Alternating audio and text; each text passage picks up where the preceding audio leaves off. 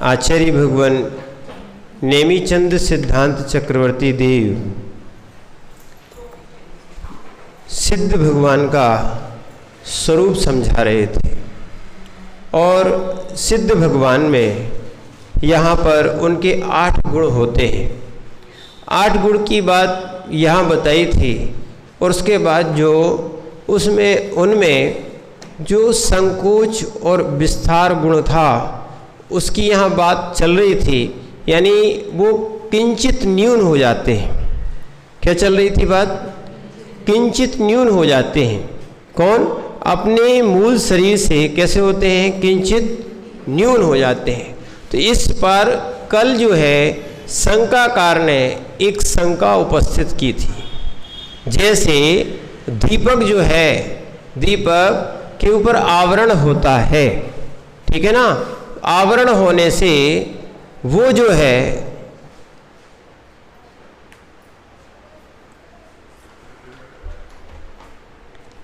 आवरण होने से वो उतना ही आवरण के अंदर ही प्रकाश देता है और जैसे ही आवरण दूर होता है, क्या है, जैसे ही आवरण दूर होता है तो वैसे ही प्रकाश फैल जाता है। तो उसने कहा कि भैया ये आपकी बात मान्य है, पर आप दीपक जैसा आत्मा को या आत्मा के प्रदेशों को पूरे लोक में क्यों नहीं फैलाते हो? ठीक है ना, उसका ऐसा प्रश्न था। तो आचार्य महाराज यहाँ पर उसका उत्तर देते हैं या समाधान करते हैं। क्या समाधान कर रहे हैं यहाँ पर कि वो तो दीपक का स्वभाव था। क्या था? दीपक का स्वभाव है कि वो संकुचित भी होता है और फैलता भी है। आवरण जितना होगा उतना छोटा हो जाएगा और आवरण बड़ा होगा या अलग कर दिया जाएगा तो फैल जाएगा। यहाँ पर आचार्य महाराज कहते हैं, क्या आचार्य महाराज ने लिखा, अपन थोड़ा हिंदी पढ़े उसके बाद उसको संस्कृत से विस्तार करेंगे। तो यहाँ पर आचार्य महाराज यहाँ पर कहते हैं, जैसे प्रदीप का आवरण होता है वैसे जीव का भी आवरण हुआ, सो नहीं है। क्या नहीं है? जैसे जीव आवरण को प्राप्त दीपक आवरण को प्राप्त होने के बाद संकुच और विस्तार को प्राप्त होता है, वो वैसा जीव के प्रदेश भी आवरण हुआ, सो नहीं। किंतु जीव के प्रदेश तो पूर्व काल से ही, यानी अनादि काल से सनातन रूप चले आए हुए शरीर से आवरण सहित ही रहते हैं। जीव कभी निरावरण हुआ ही नहीं। क्या है? जीव कभी निरावरण हुआ ही नहीं। दीपक, अच्छे समझना, दीपक आवृत होता है और दीपक अनावृत होता है। ध्यान रखना, दीपक आवृत होता है, दीपक अनावृत होता है। ध्यान रखना, इसमें दीपक आवृत होता है और दीपक अनावृत होता है, पर जीव अनादि काल से शरीर से आवृत ही है। ये कभी अनावृत हुआ ही नहीं है। आ रहा समझ में? जीव से शरीर कब अलग हुआ?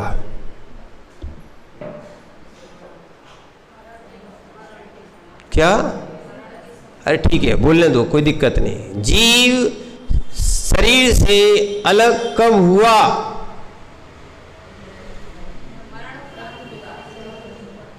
ये हमारी सोच है। यहाँ मात्र अधिक से अधिक 4 समय स्वाध्याय करो। क्या है? स्वाध्याय करो। स्वाध्याय करने पर पता चलेगा कि 4 समय जीव शरीर से रहित हुआ, परंतु फिर भी नहीं हुआ। क्योंकि इस पर्याय को छोड़ के दूसरी पर्याय में जाएगा तो कहीं ना कहीं कोई ना कोई आकार के साथ जाएगा, और कहीं ना कहीं कोई ना कोई आकार भिन्न लेके नहीं जाएगा। जिस शरीर को छोड़ा है उसी शरीर का आकार लेके ही जाएगा।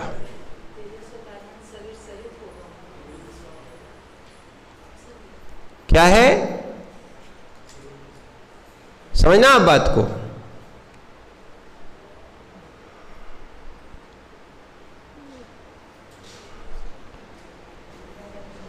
समझ में आया कि हम जो है जो सोच रहे हैं जीव यहां से मरण होके दूसरी गति में गया, ठीक है ना। जो विग्रह गति थी वहां भी शरीर था। क्या है, अब दिमाग लगाओ, वहां भी शरीर था, एक ही था। क्या था, सीधा पकड़ो ना, सिद्धांत पकड़ो। शरीर था कि नहीं था? आपने तो एक शरीर देखा, जैन दर्शन 3 शरीर की बात करता है। क्या है, जैन दर्शन 3 शरीर की बात करता है। आपको कौन सा शरीर दिख रहा है? अभी बात मात्र एक शरीर दिख रहा ना, इसमें 3 शरीर हैं। औदारिक, तेजस, कारमाण, वैक्रियक, तेजस, कारमाण, ठीक है ना। और अधिक से अधिक 4 शरीर हो सकते हैं। कितने शरीर हो सकते हैं? 4 हो सकते हैं। कितने हो सकते हैं? 4 हो सकते हैं, ठीक है ना।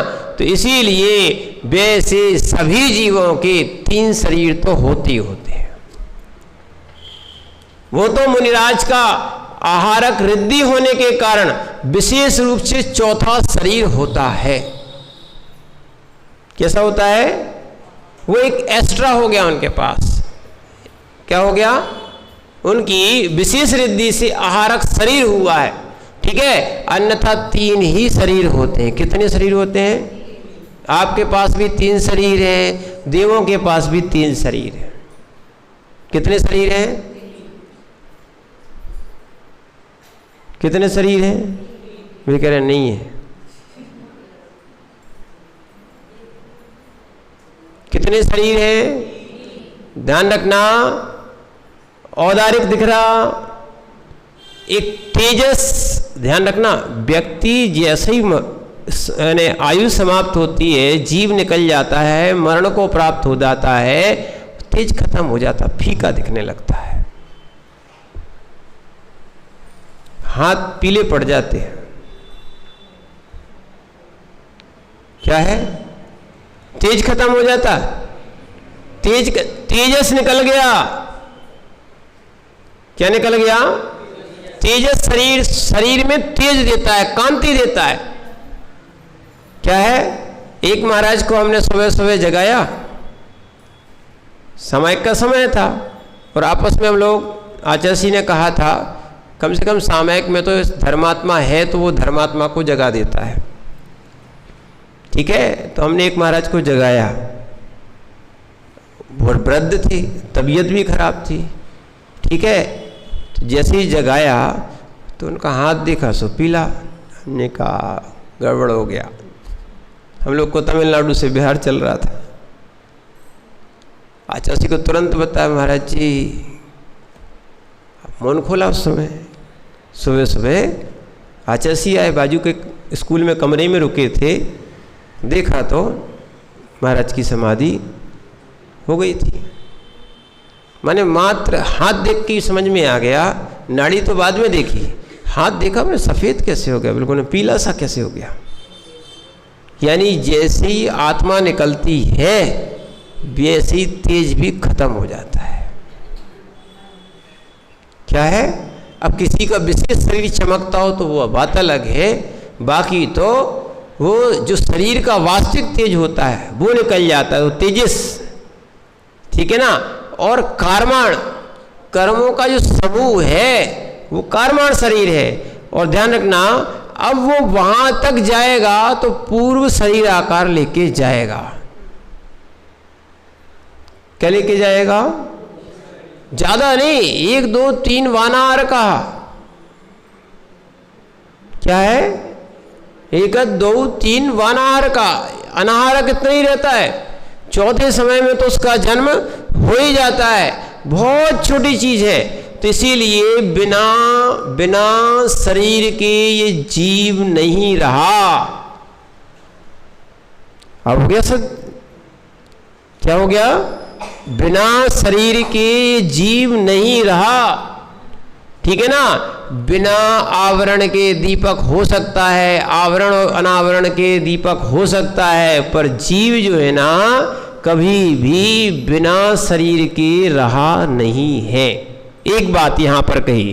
फिर ये कहा है कि इस हेतु से जीव के प्रदेश का संहार तथा विस्तार, संहार संकोच और विस्तार शरीर नामक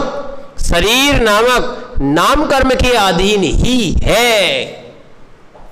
संकोच विस्तार जो होता है वो शरीर नाम कर्म के अधीन ही है, और जीव का स्वभाव नहीं है। दीपक का स्वभाव है कि संकोच और विस्तार होता है। जीव माने दीपक के प्रकाश का वो क्या है, संकोच विस्तार होता है, पर जीव का स्वभाव नहीं है कि संकोच और विस्तार करे।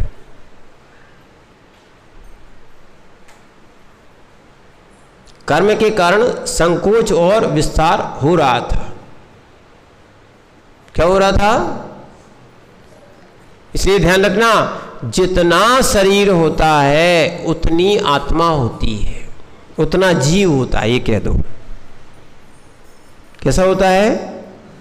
इसीलिए ध्यान रखना, सिर से लेकर पैर तक सभी जगह आत्मा के प्रदेश हैं। आत्मा भी उतनी बड़ी है जितना बड़ा उसका शरीर है। क्या है? समझना? क्योंकि देखना, संकोच विस्तार, ये बोले संहार और विस्तार, यानी संकोच और विस्तार शरीर नाम कर्म के अधीन ही है। किसके अधीन है? जीव का स्वभाव नहीं है, जीव का स्वभाव नहीं है। यहां पर बता रहे, ठीक है, किंतु पूर्व मेवनादि संतान रूपेण शरीरे वृत्ति तिष्ठति ततः कारण प्रदेशानाम संहारो न भवति। क्या है? वहां न भवति विस्तारश्चा शरीर नाम कर्माधीन एव न चा स्वभावेन तीन कारणेने शरीराभावे विस्तारो ना भवति। क्या बोल रहे हैं? इस कारण से जो जीव का स्वभाव नहीं है, शरीर किसके कर्माधीन था? संकोच विस्तार शरीर के कर्माधीन था। समझ में आ रहा ना? संकोच विस्तार किस कारण से हो रहा था?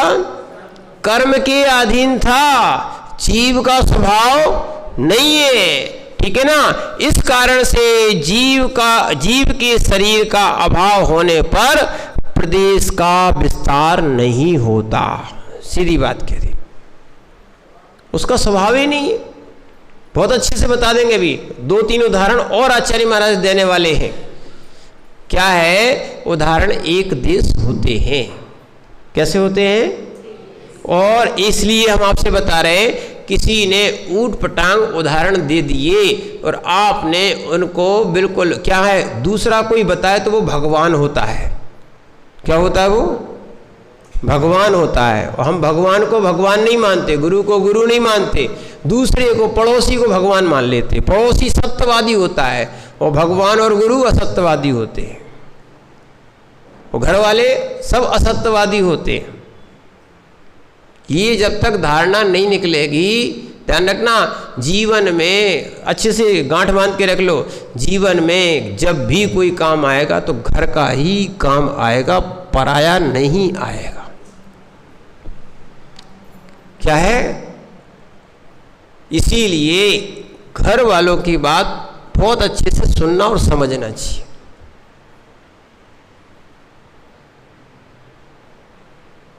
क्या है? इसीलिए और जो भटक जाते हैं वो संसार में भटकते ही रहते हैं। तो यहाँ पर क्या बोल रहे हैं कि आचार्य महाराज स्पष्ट कितना सुंदर उदाहरण दिया दीपक का। देखो, क्योंकि कई लोग बहुत सुंदर दिखते हैं, बहुत सुंदर उदाहरण देते हैं, बहुत सुंदर वक्तव्य देते हैं, ठीक है ना, बहुत मीठी मीठी बातें करते हैं, पर ध्यान रखना ये सत्य बोल रहे कि असत्य बोल रहे, क्या कर रहे, इसका विवेक हमारे पास होना चाहिए।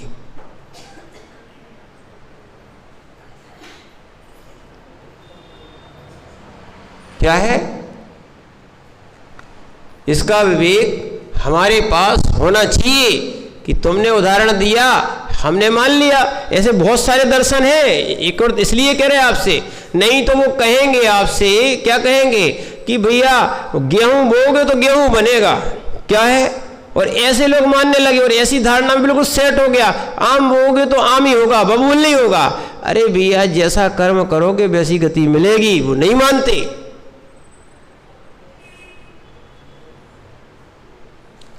क्या है? और बहुत से अपन आगम दिखाओ तो आगम नहीं मानते। देखो सीता भी पहले कौन थी? स्त्री थी, अब देव हो गई। वो नहीं कि ऐसा हो ही नहीं सकता है। बहुत से अभी देखो ना, त्रियंज का सीधा सीधा, कहाँ मारीची मनुष्य पर्याय में थे, कहाँ अकौआ की पर्याय, फिर वेश्या की पर्याय, कितनी पर्यायों में गए, उसके बाद शेर भी बने कि नहीं बने, ठीक है ना। तो इसीलिए बहुत सारे आगम में उदाहरण भी है कि जो दो ब्राह्मण, ठीक है ना, आचार्य महाराज से शास्त्रार्थ करने आए थे, उन्होंने बस इतना ही पूछ लिया कि तुम कहाँ से आए हो। तो बोले ये भी पूछने की बात है। क्या पूछ लिया? कहाँ से आए हो? मकीर साहब कहाँ से आए हो? हाँ, बोले पूछने की बात है। पन्ना से ही आए हो? कहाँ से आए? पन्ना में रह रहे हो, पन्ना से पूछ रहे महाराज, ये भी पूछने की बात। आचार्य महाराज ने कहा ये तो दुनिया जानती है, हम तो सोच रहे थे तुम ज्ञानी होगे, हम पूछ रहे तुम किस पर्याय से आए हो। कहा ये भी कोई बता सकता है क्या? ठीक है ना। उन्होंने कहा हाँ, क्योंकि तुम्हें ज्ञान का ही अभिमान था ना, इसलिए बता दिया। हाँ, तुम जो है स्याल की पर्याय से आए हो।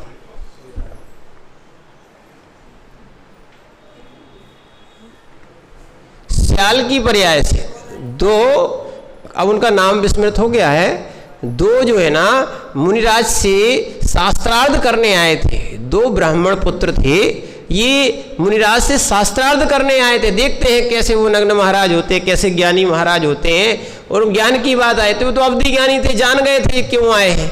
तो उनने प्रश्न ही ऐसा किया था, कहाँ से आए हो? तो वो सोचने लगे देखो हम ज्ञान की बात कर रहे थे, ये इतने बड़े अज्ञानी निकले, यही नहीं मालूम कि हम नगर से आ रहे हैं। जब आप नगर के बाहर हो, हम नगर से आ रहे हैं, तो यही कोई जंगल से तो आता नहीं है मनुष्य। हाँ, विप्रपुत्र थे दो, उनके नाम शायद अग्निभूति और वायुभूति थे। ये स्याल की पर्याय से आए थे। किससे आए थे? तो बोले आपको कैसे मालूम? बोले जाओ अपने पिता से पूछ लो। क्या है? उन्होंने फिर पूरी कथा सुनाई उनकी कि तुम जो स्याल थे और चमड़ा खाने के, पानी खूब बरस गया था, पानी जब बरस गया था उस समय तो भूख लगी, तुम्हें कुछ नहीं मिला, तो चाबुक है ना, चाबुक, और इन चीज़ों को तुमने खा लिया, उसके साथ में वो कीला भी या वो चला गया, उसके कारण तुम लोगों का मरण हो गया। और वो आज भी उस स्याल को उन लोगों ने उनके मांस को निकाल के उसमें भूसा भर के आज भी वो रखे हुए हैं, जाओ देखो, वो जीव तुम लोग हो। क्या बता दिया? समझना आप, बहुत सारी जैसे जैसे जीव करता है, जैसे जैसे जीव कर्म करता है, वैसी वैसी स्वयं ही गतियों का उपार्जन कर लेता है। क्या करता है? 4-5 सूत्र तो पक्के याद कर लो। 6वें अध्याय के 4-5 सूत्र तो पक्के याद कर लो। सुनना भी चाहिए, मनन भी करना चाहिए इनको।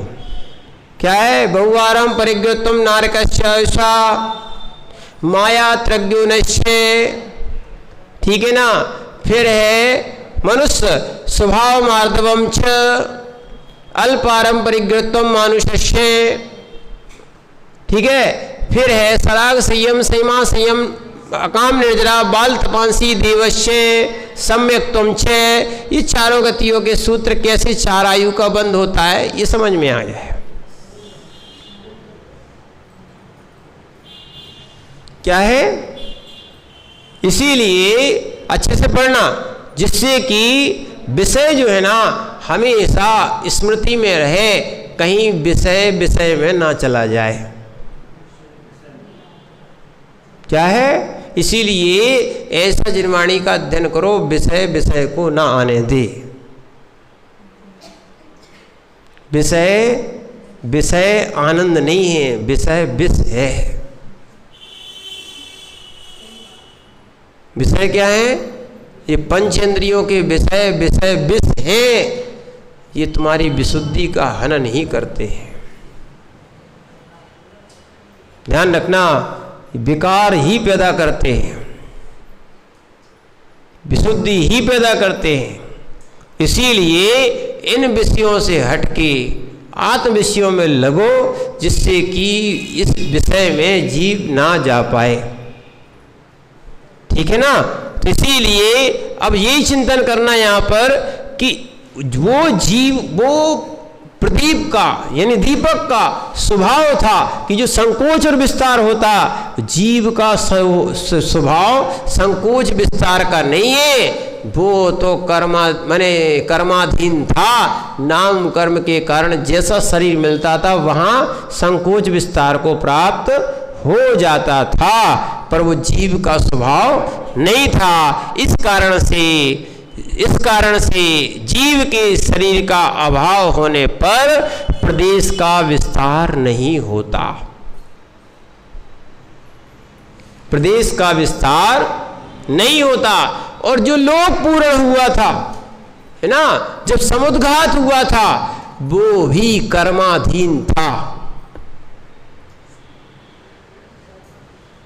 समुद्घात किया ना, केवली समुद्घात करते हैं, केवली समुद्घात करते हैं, केवली समुद्घात करते हैं, ठीक है। यही बात शब्द है ना, शब्द को जैसा है उसको वैसे ही समझो, है ना। जहां जो क्योंकि अब क्या है, शब्द अगर भिन्न है तो अर्थ भी भिन्न है। क्या है, अब बिल्कुल शब्द समझ में आने लगा। संज्ञा भिन्न है तो लक्षण भिन्न है और प्रयोजन भिन्न है।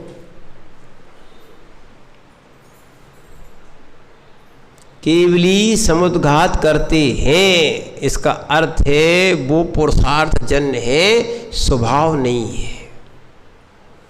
फिर तो सबका समुद्घात होना चाहिए था। हमने आपको बताया ना, धवला जी की पुस्तक में आया है कि सब केवली समुद्घात नहीं करते। जिनकी आयु क्या है 6 महीने शेष रही हो और फिर उनको केवल ज्ञान हो गया हो, वो केवली समुद्घात करते हैं। क्या है, आयु कम थी, कर्म ज्यादा थे, सो बराबर करना था। समझ लेना इस बात को। तो इसीलिए जब समुद्घात करते हैं यानी कर्तृत्व आ रहा, कर्तृत्व जहां भी आएगा वो स्वभाव नहीं है।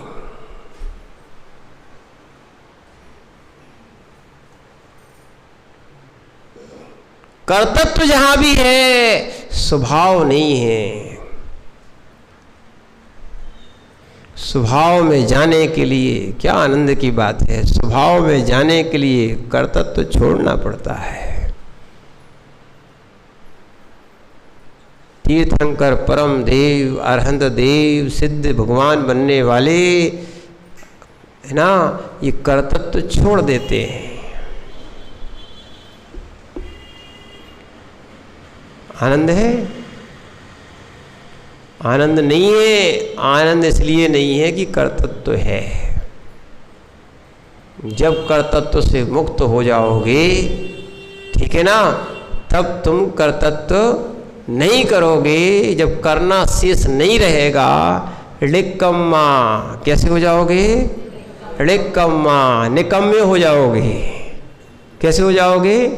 खाओ पियो सो नहीं, ये निकम्मे नहीं, कमाओ नहीं सो नहीं, ये निकम्मे नहीं, ठीक है। कर्मों से रहित हो जाओगे। और रहित कैसे हो जाओगे? जब कर्म करना छोड़ दोगे। क्या छोड़ दोगे? कर्म करना छोड़ दोगे। और जब सबसे कर्तव्य से हटने के लिए ही घर छोड़ा जाता है।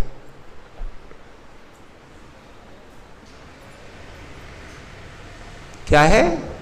कर्तव्य से हटने के लिए ही घर छोड़ा जाता है, ठीक है। ये तो पंचम काल की बलिहारी है कि बहुत सारा महाराजों को यहाँ पर श्रावकों के बीच में रहना पड़ता है, अन्यथा पिछी कमंडल और साथ में उच्च सहन के साथ वन में रहते हैं। क्या है? उच्च सहनन के साथ। अब सहनन नहीं है तो अभी, नहीं तो ये वर्षा योग पेड़ के नीचे बैठे कट रहा होता। वो कट नहीं है, जब कटेगा तभी कर्म कटेंगे। कट तो रहे हैं, ठीक है ना, अभी मोटी मोटी कट रहे हैं, सूक्ष्म नहीं कट पा रहे हैं। सत्य बताए ना। इसीलिए अभी तो हम लोगों की पूजा उन चतुर्थ काल की मुनियों के कारण हो रही है।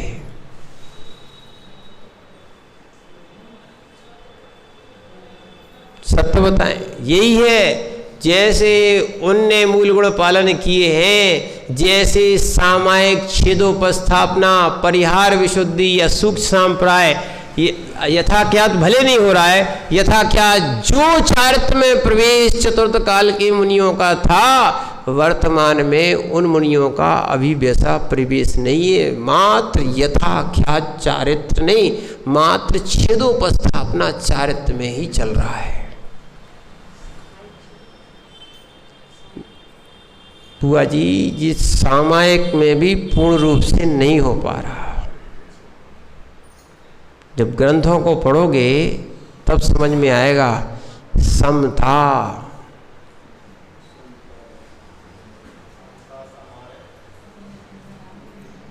समता सर्वभूतेषु संयमा स्वभावना आर्तरोध परित्यागस तद्धित सामायिकम मतम। सामायिक में रहना, सामायिक करना और सामायिक चारित्र का पालन करना भिन्न वस्तु है। वर्तमान में किंचित है, कुचित किंचित है। और कई लोग तो वो भी नहीं करना चाहते हैं। फिर लगता है क्या दशा होगी इनकी, जो मुनि दशा को प्राप्त होने के बाद भी किंचित कुचित सामायिक में प्रवेश नहीं कर पा रहे। माला फेरने का नाम सामायिक नहीं। क्या है? सुनना, माला फेरने का नाम सामायिक नहीं, समता में आना नाम, इसका नाम सामायिक है। सही धर्म तो यही है। मेरा तेरा क्या है, ये राग द्वेष सब झंझट है, विकल्प है, संकल्प है। ये कोई सामायिक चारित्र नहीं है।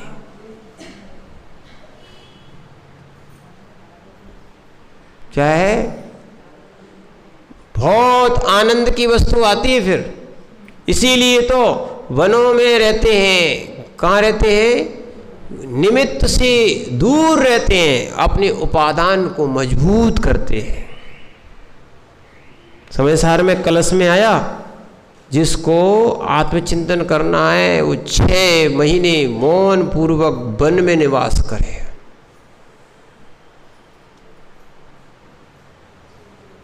उसको आत्मदर्शन होगा। दिन भर चकर चकर चकर चकर चकर चकर चकर चकर चकर चकर है ना, शांति से तो बैठते नहीं। आप बताओ, जहाँ वचनों का योग नहीं है, जहाँ मन का योग नहीं है, जहाँ काय का परस्पंदन चल रहा है, वहाँ योग कहाँ? योग की बात करते हो आप।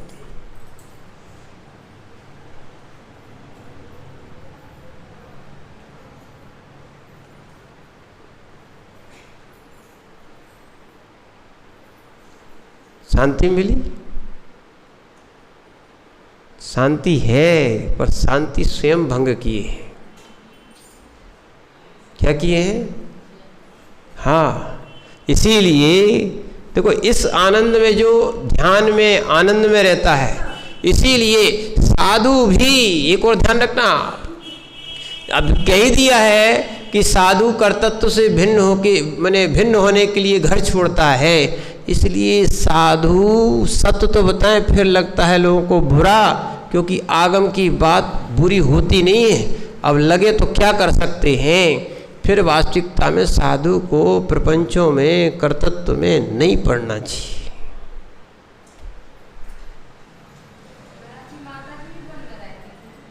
क्या है? हाँ, अभ्यास तो करती ही थी। ऐसी ऐसी माताजी रहीं, सुनाया था उस दिन हमने आपको। माताजी खूब सुंदर थी, उस भील राजा ने देखा था, सुनाई थी अनंतमती की नहीं। हमने हरिवंश पुराण का एक कथानक सुनाया था। बलि की जो प्रथा चली, बहुत सुंदर माताजी थी, साधना कर रही थी, ठीक है ना, सुनना, और वो शेर खा गया। ऐसे ही होता था। मुनिराज बैठे हैं, वो बैठते भी कहाँ थे देखना, शेर की गुफा में जाके बैठते थे। ये तो मच्छर से डरते हैं। श्री भैया सोच लो, मार्ग कठिन है। क्या है? सुख का मार्ग नहीं है। क्या है? सुख का मार्ग नहीं है। अभी बता रहे, हम आखिरी तक कहते रहेंगे, हैं? सुख का मार्ग नहीं है, इंद्रिय सुख का मार्ग नहीं है। क्या है? इंद्रिय सुख का मार्ग नहीं है भाई साहब। यहाँ तो जंगलों में, गुफाओं में, और बिना लिपे पुते मकानों में, धूल उल के मकानों में रहना पड़ता है। यहाँ पर 5 स्टार कमरे नहीं मिलते। हाँ, ये भी बिल्कुल सत्य कहा। क्या नहीं करते? अच्छा, हमने कि अंदाज नहीं करते। हमने नहीं, देखो अपना कान है, थोड़ा थोड़ा धीरे धीरे इंद्रियां हैं, बुढ़ापा आता जा रहा है, दिखना कम हो रहा है, सुनाई भी कम देता है ना। ये शाश्वत रहने वाली कहाँ है? इनसे राग क्यों? ठीक है ना, चाहे मकान भी हो। और मुनिराज को तो कोई अगर देखना यहाँ एक कुटिया बना ले और रहने की बात कर दें, तो वकील साहब कहेंगे महाराज जी चातुर्मास होगा, है ना। अरे दुनिया जो है ना, दुनिया कहीं नहीं रहने देती। क्या है? समझ रहे ना आप बात को? जब तक कमा रहे हो तब तक घर वाले रख रहे, नहीं तो बेई धक्का देते कि जाओ तुम महाराज के संग चले जाओ, क्या बोलते हैं, या फिर दुकान चले जाओ। क्या है? फिर भी शर्म नहीं आती। क्या लोगों को फिर भी शर्म नहीं आती कि घर के लोग धक्का देने बैठे हैं, तो क्यों इनके साथ अपन रहें जीवन भर।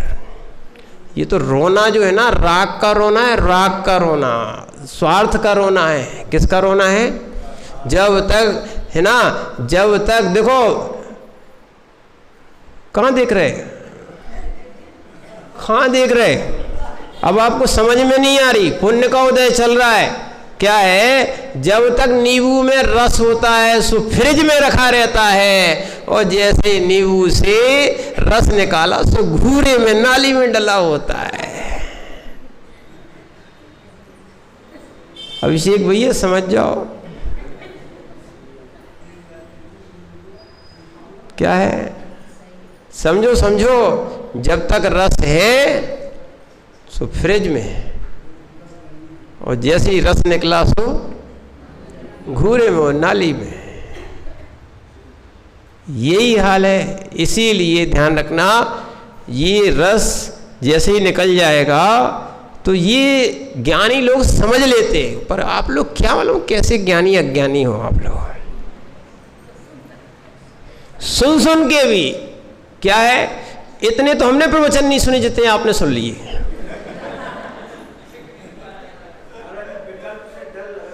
कुछ नहीं है, ध्यान रखना। वास्तविकता बताएं, हम भले प्रवचन कर रहे हैं पर वास्तविकता में हमने किसी महाराज के ज्यादा प्रवचन नहीं सुने। क्या है, हम या सुनते थे तो छोड़ देते थे, सीधी बात थी। तो हम अगर वो सुन लिया तो वो छोड़ना है, और फिर इसलिए सुनते ही नहीं थे, जाते ही नहीं थे। क्या है, एक दो बार महाराज ने कहा कि बैठा करो, नहीं बैठना, क्योंकि सुन लेंगे तो छोड़ देंगे। क्यों, ज्ञान का काम यही है। जब ज्ञान हो गया है, ज्ञान हो गया है, क्या नहीं नहीं, ज्ञान हो गया है, ये उपाधियां कोई काम नहीं आती। सुनना सुनना, ये कोई आदि व्याधि और उपाधि नहीं है समाधि के साधन। कुछ नहीं, न तो हमें भगवान बना पाओगे, न तो हमें नरक भेज पाओगे। हम ही अपने परिणाम से भगवान बनेंगे और हम ही अपने परिणाम से नरक भी जाएंगे। कोई किसी का कर्तव्य नहीं है, बात यहीं चल रही है। इसीलिए ज्ञान हो जाए तो उसको छोड़ो, छोड़ नहीं पा रहे हो तो कम से कम आसक्ति तो छोड़ दो। क्या है, चातुर्मास लग गया है, क्या है, कल आपकी स्थापना भी है, ठीक है, लग तो गया है अष्टांगिका से ही, समझना। अब कम से कम थोड़ी मर्यादा का पालन और कर लो विरक्ति के साथ। आपका भी चातुर्मास हो, आपका भी आवागमन कम हो, आप भी धर्म ध्यान करें, आप भी शुद्ध भोजन आदि का प्रयोजन करें। नहीं तो ध्यान रखना, हम वही पापा आरंभ करते रहे तो हमारे ज्ञान का क्या फायदा। पर होगा, ये भी ध्यान रखना, अंदर जा रहा है कहीं ना कहीं, कहीं ना कहीं, किसी ना किसी समय पे जैसे ही मोह का कम उदय आएगा या मोह कमजोर पड़ेगा, ये ज्ञान जरूर चोट कर देगा, पक्की बात मान के चलना। नहीं नहीं, ठीक है, आएगा आएगा, ये देशना लब्धि काम आएगी। क्या है, देशना लब्धि काम आएगी। सम्यक्त में देशना लब्धि काम आती है। यद्यपि मिथ्या दृष्टि को भी 4 लब्धियां हो जाती हैं, फिर भी बार बार चोट करेगी। क्या है, बार बार जीव को चोट करेगी, तो वो तुम्हारे वैराग्य को जगाएगी, भावनाओं को विशुद्धि में लाएगी, पवित्र करेगी। इसीलिए जितना कर्तव्य से सुन रहोगे उतना आनंद है। ठीक है ना, बात यहां चल रही थी। इसीलिए जो संकोच विस्तार जो हो रहा है, समय क्या करें, निकल ही जाता है। क्या है, जो संकोच विस्तार हो रहा था वो कर्माधीन था। क्या था, किसका था, कर्माधीन था। ठीक है ना, पर प्रकाश का कर्माधीन नहीं स्वभाव है। दीपक का है ना, फैलना, संकुचित होना, ये स्वभाव है, ये जीव का स्वभाव नहीं है। इसीलिए अब यहाँ पे दूसरा उदाहरण दे रहे हैं। अपरम अपि उदाहरणम दिए थे, यथा हस्त चतुष्टय प्रमाण वस्त्रम पुरुषेणे मुष्टौ बद्ध तिष्ठति पुरुषाभावे संकोच विस्तारो वा न करोति। ठीक है, फिर आगे दिया, निष्पत्ति काले सार्धम मृन्मय भाजनम वा शुष्क जलाभावे सति तथा जीवोपि पुरुष स्थानीय जल स्थानीय शरीर भावे विस्तार संकोचौ न करोति। कितनी अच्छी बात और सुना दी इन्होंने। एक उदाहरण दिया था, अब उनके लिए 2-3 उदाहरण और दे रहे। कैसे? जैसे गीली नहीं, पहले दिया है क्या, जैसे पुरुष की मुट्ठी में 4 हाथ का वस्त्र बंधा हुआ है।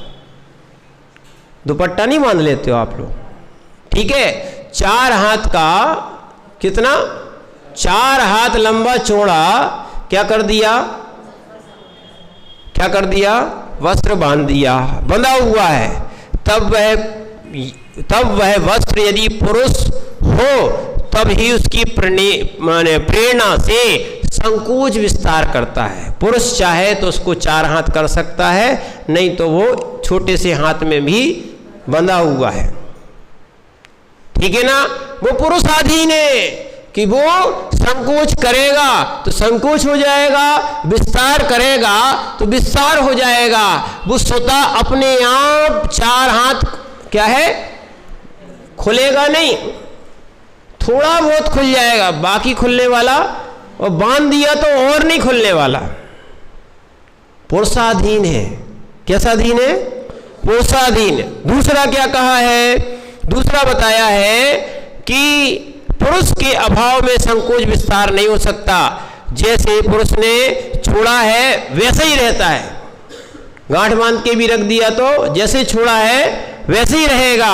अथवा दूसरा दिया उदाहरण, गीली मृतिका का भाजन बनाते समय तो संकोच विस्तार को प्राप्त हो जाता है, और जब वह शुष्क हो जाता है तब जल के अभाव में होने से संकोच विस्तार प्राप्त नहीं होता।